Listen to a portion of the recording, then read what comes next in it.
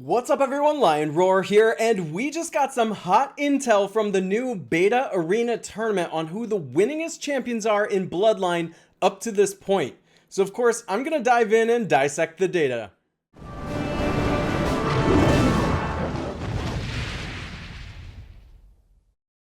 But first, download Dungeon Hunter 6, a mobile free-to-play action RPG game where you play as a bounty hunter in a stunning dark fantasy open world.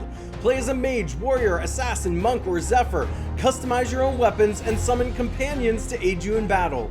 Use the link in the description to start playing now on iOS or Android, and see you hopefully soon.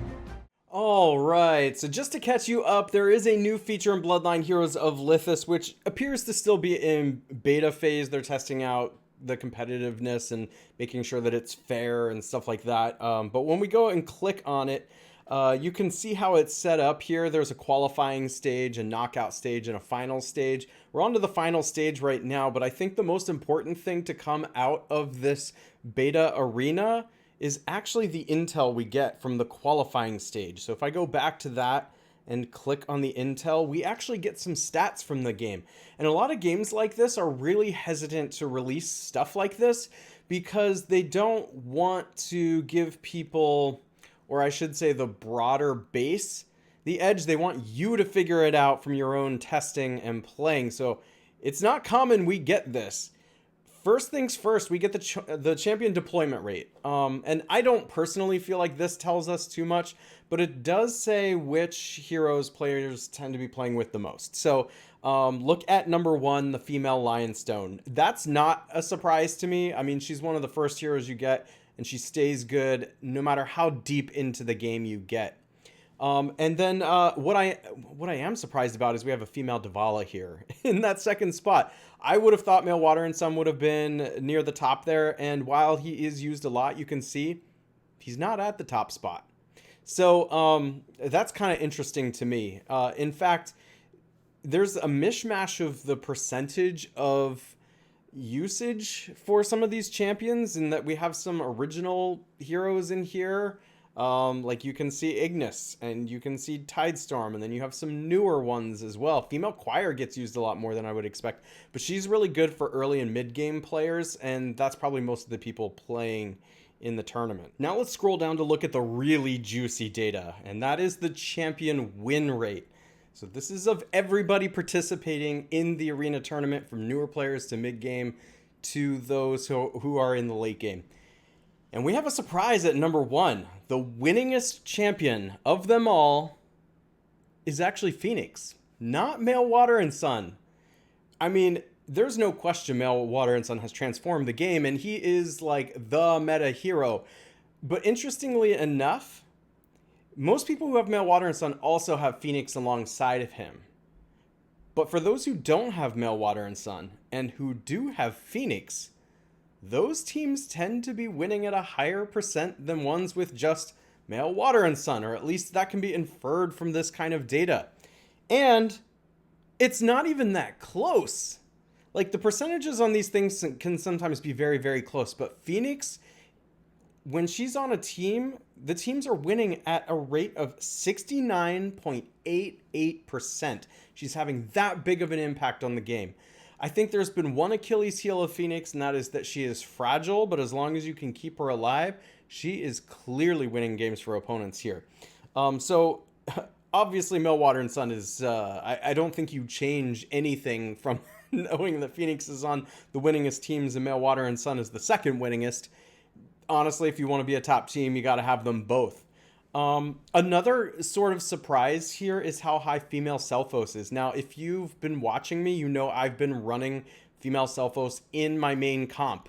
In fact, those 3 heroes, Phoenix, male Water and Sun, and the female Selphos, are the top heroes in my main comp. Now they've shown up as being some of the winningest heroes. So there's definitely something with the female Selphos. I think people underrated her.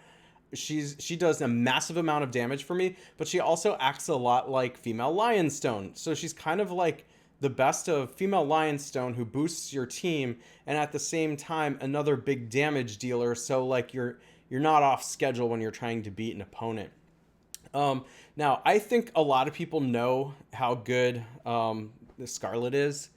And so it's not a surprise she's in the 4th spot there. But I have to say, I personally am surprised with her in that 4th spot.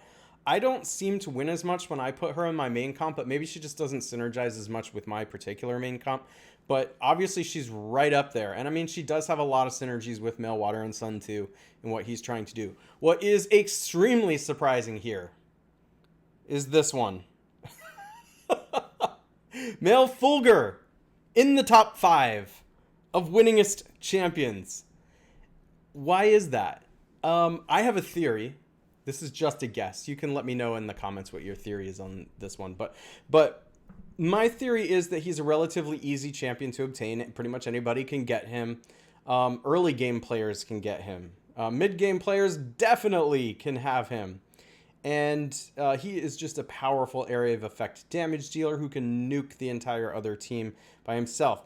His Achilles heel is that he's slower. He takes a while to kind of take over and deal all that damage, but if you can keep him alive, if you can protect him, he can end a game. And I think his percentage is so high because of all the early to mid game players in the game. I don't think late game players are using Male Fulgur. I don't think anybody needs to be who's at the top going to replace Male and anything in their team with Male Fulgur for that matter. But if you are a early to mid game player, you probably want to have Male Fulgur in your lineup until you absolutely don't need him anymore, until you have like the top meta heroes. Obviously, he's a very winning champion. Kind of surprising how winning he is at 59%. Pretty good. Another one, Female Ho, Male Ho. I'm actually a little bit surprised Female Ho is as low as she is, because when I take her out of my main comp, I have a real hard time winning. I would have actually expected her to be above the Male Fulgur, and maybe even above the Bloodstorm Scarlet. So she's a little lower than I expected, but the Male Ho coming in at 58%, which is very, very close to the Female Ho, is actually higher than I expected. He's obviously very good, but I feel like at my level of play, and I'm not at the highest absolute tier of play, but I'm on the higher end. I'm more of a later game type of player, and I just think that Male Ho gets passed up at that point, and Female Ho is probably the better one to choose, and that, I mean, ever so slightly, that is playing out in the data. And then lastly, we have the Male Bloom showing up in the top 8 here, and I think that there are mixed feelings on Male Bloom. Personally, I kind of soured on him once there was a nerf. There wasn't a real like announced nerf for Male Bloom. It just sort of, they fixed him. I'm using air quotes because I guess he was dealing a lot more damage than he was supposed to, and at some point they came along and just made it to what he's supposed to do. And then I found, because I had him in my main comp, that he was just not performing like he needed to. Like, what really makes Male Bloom go is whenever he goes into the back line, creates multiple creatures who then just assassinate one opponent in the back line. And after they fixed him, he wasn't doing that. Like, he was going off, but he was leaving them alive. And in a Male Water and Sun meta, you can't leave an opponent alive, or Male Water and Sun will just heal them back up. So we really do need assassins that are just going to kill opponents. Okay, I'm going to mention something that I'm seeing at the highest tiers of competition here. One champion that's missing from this that I think could be in here if used properly. I just don't think people are using it properly. And that's Male Soulkeeper, who does what I just described about Male Bloom. Male Soulkeeper can go anywhere on the battlefield, not just the back line. And now people are moving Male Water and Sun around. Like, for the past month or so, I've been playing Male Water and Sun on the front line because of how many heroes go to the back line, and putting just real tough, hard to kill opponents in the back line. Anyways, Male Soulkeeper can go anywhere on the opposing team and just straight up kill them, assassinate them, like an assassin should and like Male Bloom used to. So on the one hand, I am surprised to see Male Bloom still up here, but that does give me confidence that Male Bloom is better than I assumed he was, and obviously a lot of people are still winning with him. I just tend to think that's probably more so mid-game types of players who are beating up on early game players with it. I'm not sure Male Bloom can hold up in a main comp anymore. I think some people who have invested a lot of vigor certainly can run him still, and especially with the new costume he has. But overall, there's obviously some heroes here that you want on your main comp. I think you absolutely cannot go wrong running a main comp of Phoenix, Meltwater, and Sun Female, Selfo, Scarlet, and Female Ho. That's probably one I would suggest for anyone who wants to be ultra competitive. But what this doesn't account for is synergies, so take note of that. Of the 5 heroes I just listed, it's 5 of the top 6 here. But of the 5 I listed, they all synergize together, which is why I'm like, hey, if they are the winningest champions in Bloodline, you might as well run with them.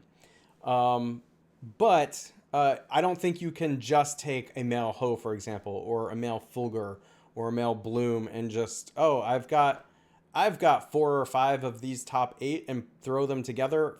For the most part, that's not going to work, except for the 5 that I mentioned. There are a lot of other champions in this game that are going to synergize really well with these who are in the top 8. I'm thinking like female Tide Razor is one who I'm experimenting a lot with, and I see having a lot of success in my higher tier of competition. So, I mean, that's certainly one here. And I think that there's several others that haven't quite gotten the play that they could yet. But we'll see. We'll see. And this is just one point in time. I mean, it's fall 2023.